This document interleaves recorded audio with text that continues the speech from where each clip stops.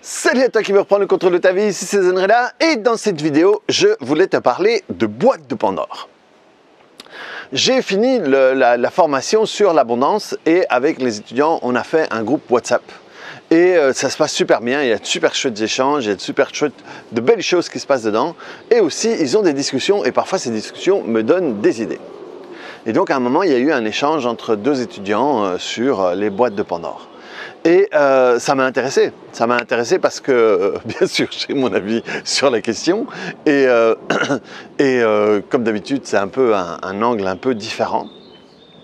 On a, tu vois, la boîte de Pandore, si tu sais pas, si tu connais pas l'histoire, c'est un dieu qui a donné une boîte à une femme qui s'appelle Pandore. Et qui lui a dit qu'elle ne pouvait absolument... Ou elle l'a donné à son mari. Elle l'a donné un dieu a donné la boîte de Pandore à son mari, celle qui renfermait toutes les choses, toutes les maladies, toutes les choses mauvaises, parce qu'à ce moment-là, il vivait dans un endroit qui ressemblait au paradis. Et je me demande, c'est pas Prométhée, mais je ne suis pas sûr.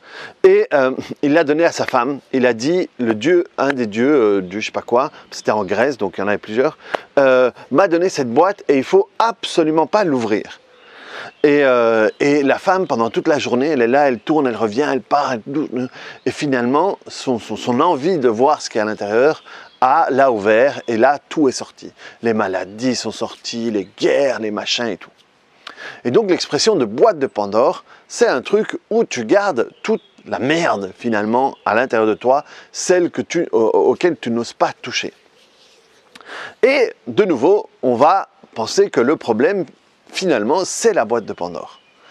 Alors que non ma bonne dame, le problème n'est pas la boîte de Pandore.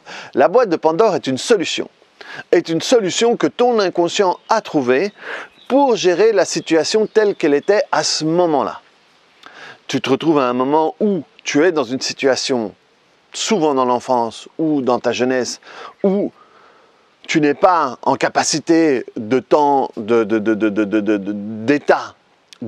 à gérer tout ça, à régler tout ça, et donc tu vas stocker ça dans un coin, et souvent tu vas le mettre en dessous d'un truc, tu vas mettre des vêtements dessus, pour essayer de ne pas y aller.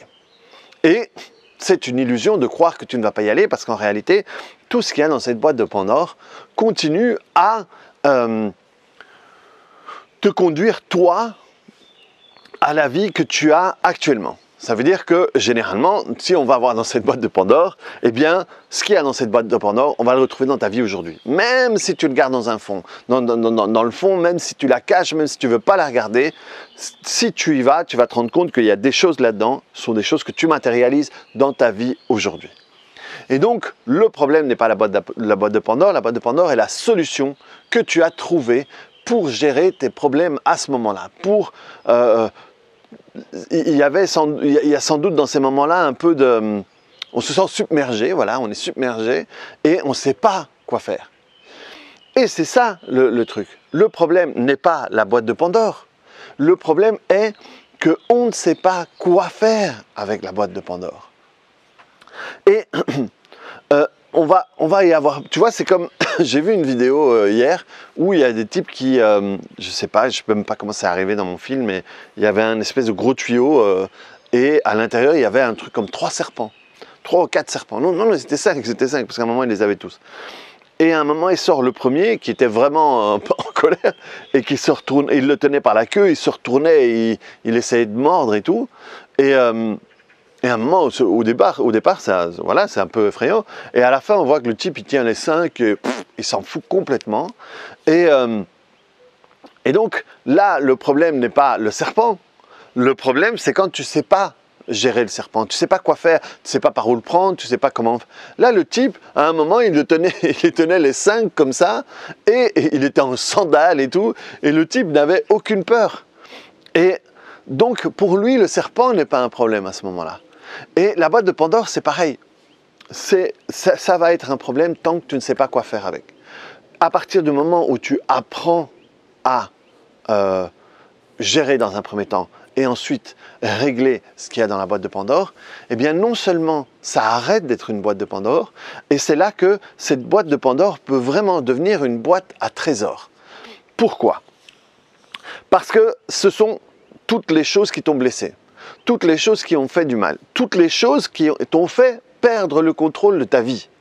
Hein, rappelle-toi, quand on donne le contrôle de sa vie à quelqu'un, ça veut dire que notre humeur, nos comportements vont être altérés quand on va se retrouver en présence de ces situations, de ces personnes, de ces animaux ou quoi que ce soit.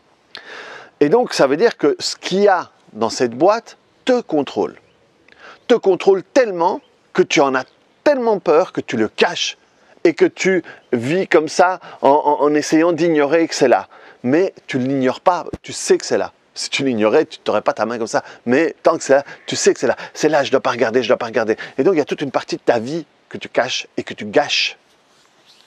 Et donc, à partir du moment où tu peux prendre la boîte de Pandore sans peur, l'ouvrir sans peur, accepter ce qu'il y a dedans parce que tu sais que tu vas pouvoir les transformer, à ce moment-là, tu reprends le contrôle de ta vie.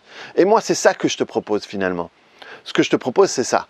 À travers moi, mes séances, à travers mes formations, à travers les vidéos parfois, ou les vidéos comme la vidéo 144 que je te propose, c'est que tu puisses ouvrir la boîte de Pandore, sortir un truc, le travailler.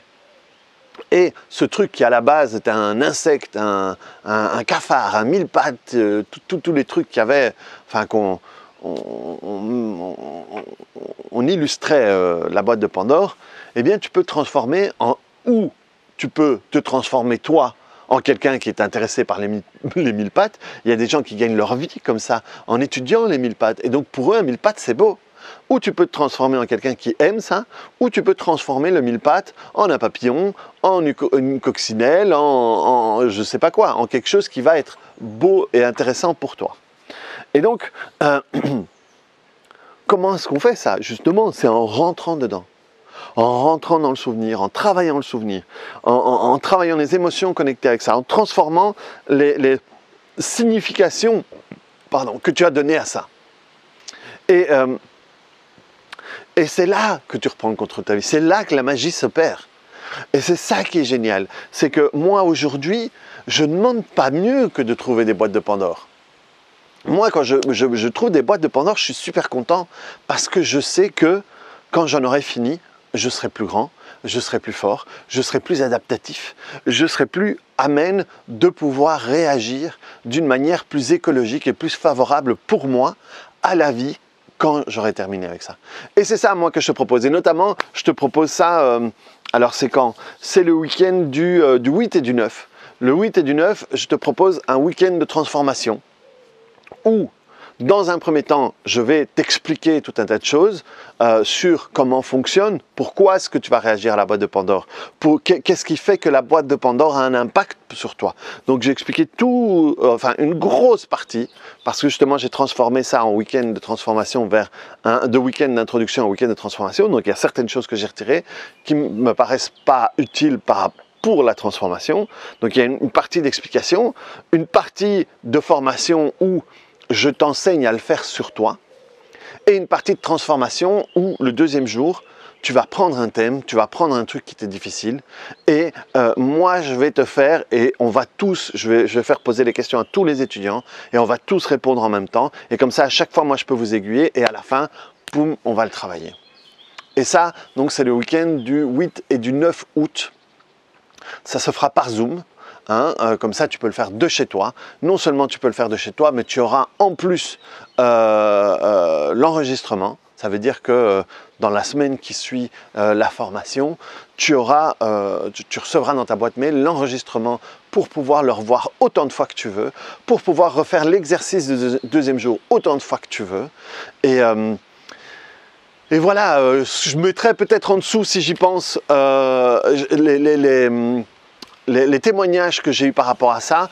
Si toi tu as participé, ben, n'hésite pas à mettre ton témoignage là en dessous. Franchement, ça a été, voilà, moi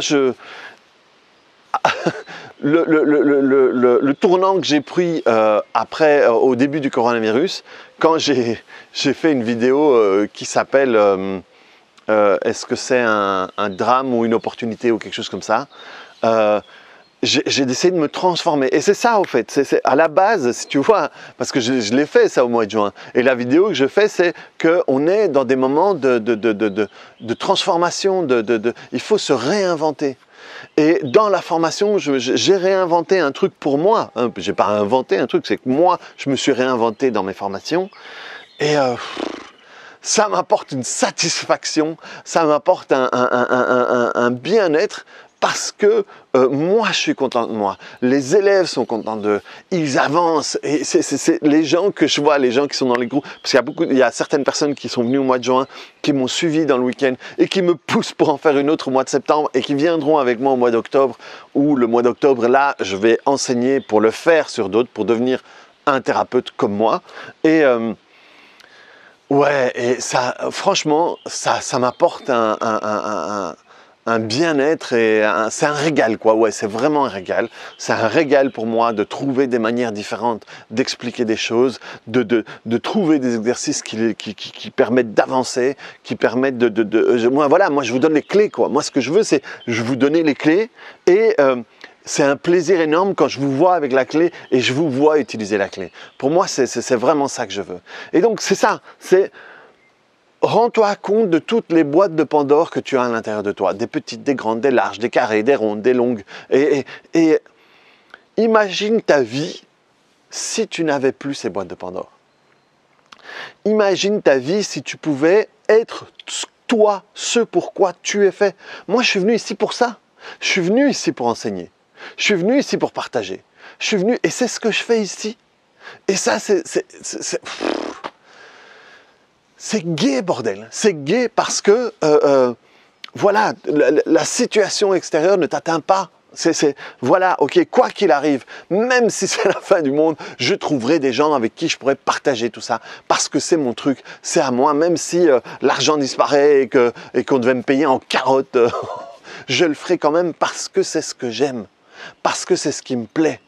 Et plus tu vas te libérer de tes boîtes de Pandore, plus tu vas t'autoriser à être toi, t'autoriser à te rendre compte de ce que tu veux, t'autoriser à le tenter et t'autoriser à en vivre. En vivre, je ne parle pas seulement d'argent, je parle d'en vivre, que ça te fasse vivre. Moi, ça me fait vivre, ça me fait vibrer quand je vois les échanges, quand je vois les gens qui se connaissaient de nulle part. Et il y en a qui se disent qu'ils s'aiment, il y en a qui se disent voilà, on est un groupe, c'est génial. C'est génial parce que simplement, c'est des connexions. Et après, les connexions se font, ça ne m'appartient plus. Et il y a des gens dans le groupe qui vont devenir amis, il y a des gens qui ne vont pas réagir, il y a des gens qui vont arrêter, il y a des gens qui vont continuer. Mais ça leur appartient, ce n'est pas à moi. Et c'est ça qui me rend libre. Je ne suis pas responsable de ce qu'ils vont en faire. Je suis responsable de la manière dont moi, je le partage. Et c'est ça que je veux faire avec toi, ici, le 7 et le 8, le 8 et le 9 août, sur Zoom. Ça veut dire que dès que tu vas t'inscrire, eh bien quelques jours après, tu vas recevoir un lien et on se verra. C'est de 10h du matin à 6h du soir, avec des pauses bien sûr. Et c'est super gai. C'est super gai. Et en plus, le fait, je suis super content d'avoir à la fois eu l'idée et eu l'envie de le faire, parce que je sais que pas tout le monde le fait, de donner les enregistrements, parce que je vois les gens qui le revoient. Je vois les gens qui retestent et qui retravaillent dessus. C'est ceux qui avancent le plus. Donc voilà, reprends le contrôle de ta vie. Fais un état des lieux sur tes boîtes de Pandore. Et imagine ta vie si tu pouvais t'en défaire. Que ce soit des boîtes de Pandore avec des phobies, avec des peurs, avec des vieux trucs, avec des abus, avec des vieilles relations pourrax, avec tout ça. Imagine-toi si une à une, tu pouvais les dégommer. Qu'est-ce que serait ta vie? Donc voilà, reprends le contrôle de ta vie.